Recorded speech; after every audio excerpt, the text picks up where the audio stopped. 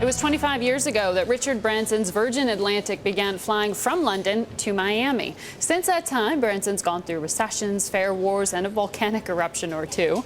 And now there are concerns about the European debt crisis, what that might mean for the travel business. Right now, Richard Branson joins me this morning from Miami, Florida. Congratulations on the anniversary. Welcome to InBusiness, sir. Thank you very much. It's, as I was saying, in the airline business, it's a tough business. So to be 25 years on any route is good news. So we've been very happy the way it's gone. Well, there are certainly a lot of pressures, as you just referenced there, on your airline business, any consumer-related business right now. How is traffic these days from Europe to the U.S.? It's good at the moment. Business travelers are back traveling again, and Virgin Atlantic is doing well. But I don't think we can remain complacent. I mean, obviously, oil prices are high, and we're not quite sure whether we're out of this recession and which way it's going to go. So, but in the meantime, business is not too bad. Mm-hmm. How are you offsetting some of those pressures, the fuel pressures and the pressures on the pocketbook of European consumers to be able to afford a plane ticket right now? The only way of surviving in the airline business is you have to be the best, and you have to offer the best fares. So and that's what Virgin America has done in the States. That's what Virgin Atlantic's done, and that's what Virgin Australia in the Far East has done. You create the best airline, the best product. You get higher load factors, and then you can bring your fares down because you got higher load factors. Mm-hmm. Now we have Virgin America in the States to feed our passengers onto. That's also helped as well. Talk to me about how you're trying to build more of a seamless connection between Virgin Atlantic and Virgin America. I mean, do you want to see some of the restrictions on foreign ownership of U.S. airlines lightened up a bit? Is there more you'd like to do here? We campaigned for years to get the foreign ownership rules changed. We failed to get them changed, and we decided, let's just go ahead and get an airline launched in America, really good quality airline, but not to own it. And that's what we've done with Virgin America. Virgin has now become the sort of first global airline. So we've got, we just ordered another 60 planes here in America. And I think most people who've flown Virgin America acknowledge it as the best airline in the States. In Australia, we've got Virgin Australia, and we can also fly people across the Pacific. And obviously, we've got Virgin Atlantic. So we can now fly people around the world on a good quality airline named Virgin, and one airline helps the other, and so it does make us that much stronger.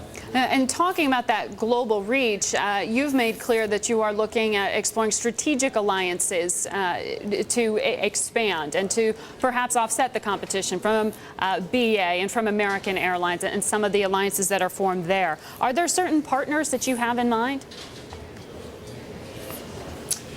Well, we've been approached by a number of different alliances, and our people are talking to them.